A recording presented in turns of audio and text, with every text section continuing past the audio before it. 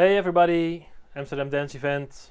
Welcome to the Syntablism Masterclass. My name is Kipski and I've been playing in a band called Simon and Kipski for many years, and I'm doing a lot of Syntablism right now, and I want to show you what it is and tell you about it. It's basically the merging of two worlds, the worlds of turntablism and the world of modular synthesis, and having scratched in a lot of orchestras and bands, and of course Simon and Kipski for many years, this was a completely new phenomenon for me, and yeah, it's just crazy stuff. I really enjoy playing Syntablism. Got a new EP out right now, which is called Solitary Confinement, and the third video is being premiered by Amsterdam Dance Event right now. So be sure to check out the music video. But yeah, Syntablism. Well, yeah, what is it? It's the art of using a turntable and mixer to manipulate or create sound with a modular synthesizer. And just because I'm a turntablist doesn't mean that you have to be a turntablist to perform Syntablism. If you can't, your scratching skills are non-existent, you can still do Syntablism, because all it requires is your creativity. And yeah, who said you need to scratch? I mean, I'm a turntablist, so I will definitely do some scratching. Let's get into it. The basic of scratching is using samples and scratching the pitch. For example, if you're scratching the ah sound, the most famous scratching sound of the world, ah fresh, like ah. What you're doing is you're manipulating the pitch, and you're using a sample. The record Change the Beat by Fab 5 Freddy from 1983. So that's your sample, and that's something you're scratching with. Now, what makes Syntablism so much fun and new is that it's not only about scratching samples anymore. You're actually scratching synthesis, so you're scratching the core elements of the synthesizer, which create new sounds. And it's not scratching samples, it's really scratching synthesis and controlling your modular synth with your turntable and mixer. In this case, I stopped using scratch mixers. There's actually crossfader modules being released right now. This is the Battle prototype by Ginkgo Synthese, which is almost going into production. And this is the Catalyst Flow by Emblematic Systems, and it's been in production for a few years now. And there's even more crossfader Eurorack modules being released right now, which is perfect for syntablists like me, because it allows me to leave out the whole scratch mixer thing and just really use the modular synth and the turntable and play with that. Also, the beautiful thing about Syntablism, I think, is the ah fresh sound I was talking about earlier. It's the most famous overly used sound in scratching. Herbie Hancock, Rocket.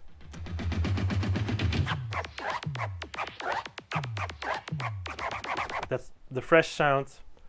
And what is the fresh sound? How is it made?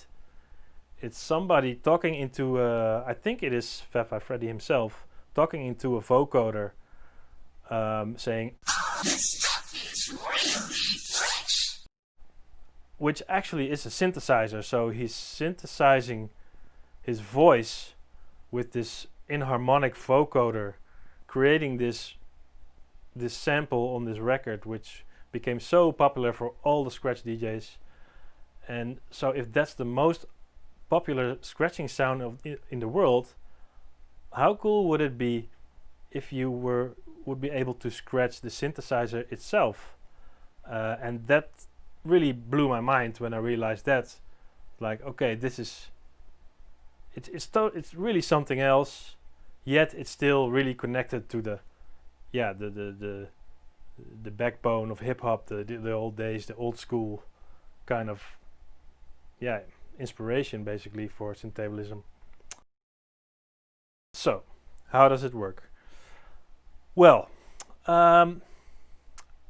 Luigi Circuit Comito was the guy who introduced the concept of Syntablism around 2016 on YouTube, and basically it's just a simple patch which I'm showing right here.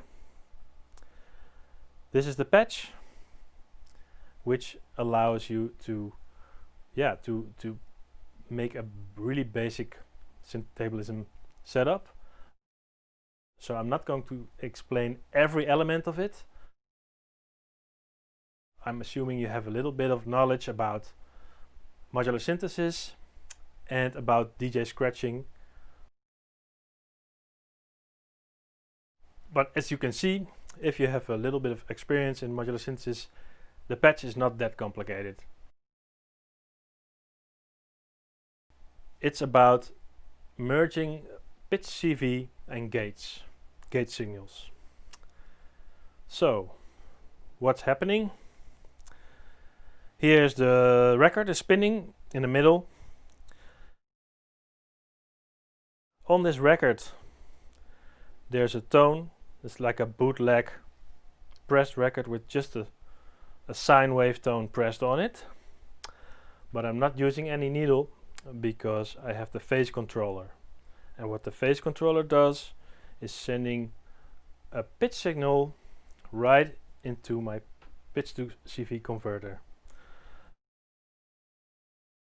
So the fun thing is, it's really funny that there's no needle, but that's not what it's about.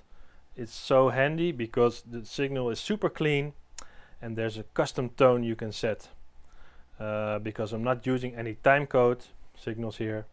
It's really like a tone, like an oscillator. It's like 131 Hertz sine wave, which is being fed into the disting, which is at a pitch to CV algorithm and has a fixed, it never changes. So I have this two distings and this just never changes. Just always does the pitch to CV thing. Before it goes into an amplifier, because the signal needs to be amplified before it goes into the disting. Otherwise, it won't be able to convert the pitch into pitch control voltage. So then the output of the disting is going all the way into a multiple right here. It has to be buffered multiples because you're dealing with pitch CV. If you're not using buffered multiples, then the signal will become weak and wobbly and you won't get the result you want. So let's hear something.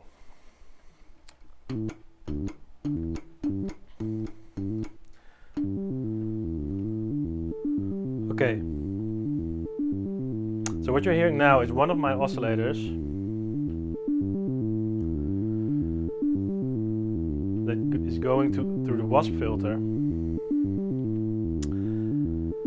and the pitch to CV output is patched into the cutoff frequency. And look what happens.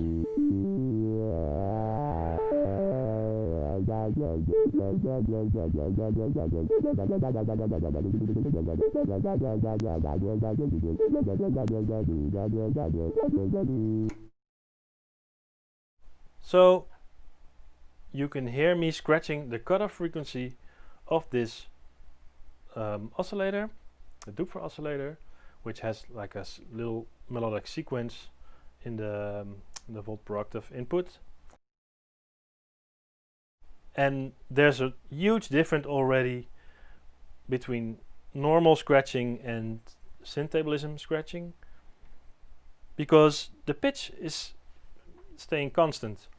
It stays the same, and that's what I will encourage everybody who will try to make a Syntablism setup, to remove the pitch parameters. So don't scratch the pitch of the sound or the oscillator or your module,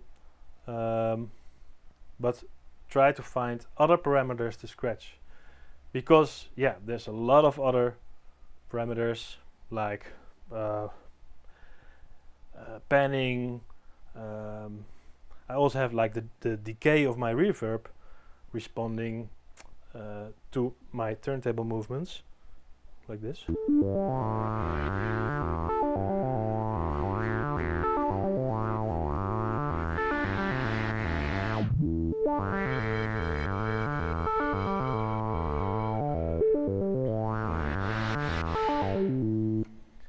So that now you hear two parameters being scratched: the verb decay, CV input, and the CV input of the cutoff frequency of the oscillator base.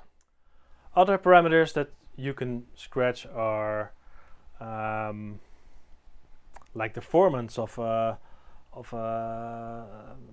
like a voice. If you have like a voice module, which I have right here. Let me just play this.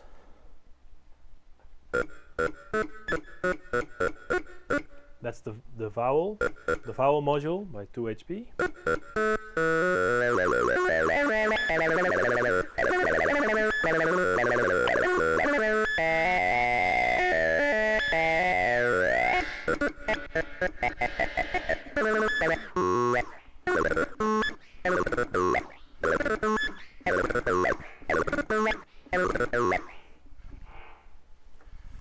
Or just only the decay.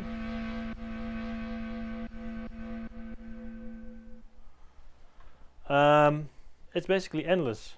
It can be the clock of your sequencer, anything that has a CV input. Can be modulated with the turntable, and it's all the pitch CV you're using from the multiples, and well, depends on how many multiples you have, but I've kind of patched it everywhere in my system right now. Oh yeah, LFO speed, it's another one.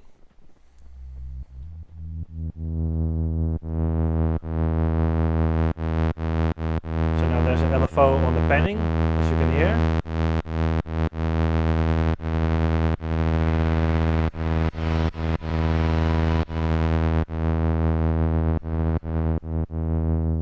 Or maybe you want to make a wobble and control it with the turntable.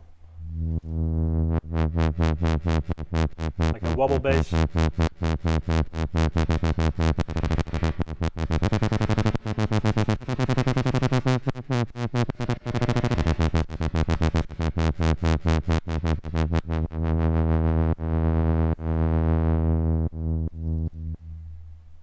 Or maybe you want to navigate through a wavetable. Let me patch the wavetable in. And control that with the turntable.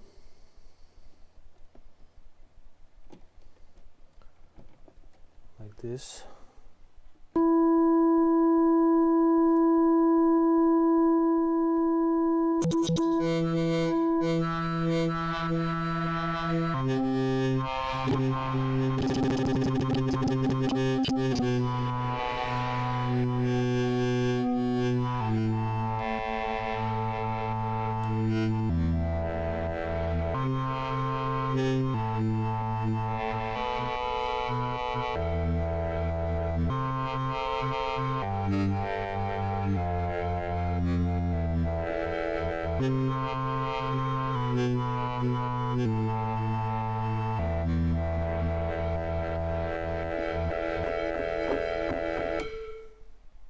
Okay, so yeah, you get the point. The pitch CV can be sent anywhere. Now for the gates, here I have the battle module, which actually has a gate fader. So when I open it, the gate's high, and now the gate's low. And this works really well with the VCA of the Dupfer performance mixer. And yeah, you really have to experiment a lot, put a lot of time and effort into finding the right VCA for your gate signal. For me, the VCAs of the performance mixer worked perfectly because I want to do fast scratching a lot of times, like this.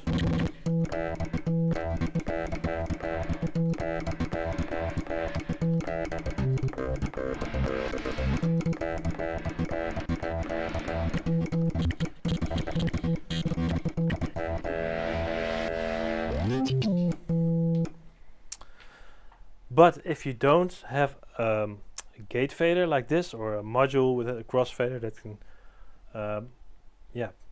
put out gate signals. For example, this module is not really a gate fader. I did make it into a gate fader because I put a comparator at the end. So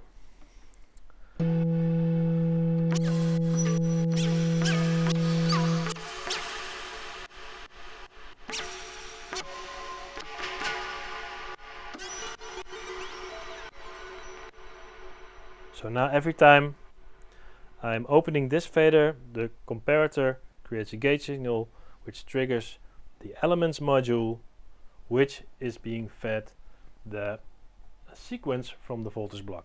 And that's what you're hearing right now. But also, it's controlling a lot of other parameters just by slowly moving this fader. But it's not a gate fader. And if you don't have these kind of modules, you can also just create a gate by using an envelope follower and then sending your signal, your tone, which is being cut by the crossfader, into the envelope follower, and you can generate gates with that. So that was my basic Syntablism setup. And this is the little bit more advanced setup. Okay, now let's see how we can make music with this crazy Syntablism thing. Yeah, here we go.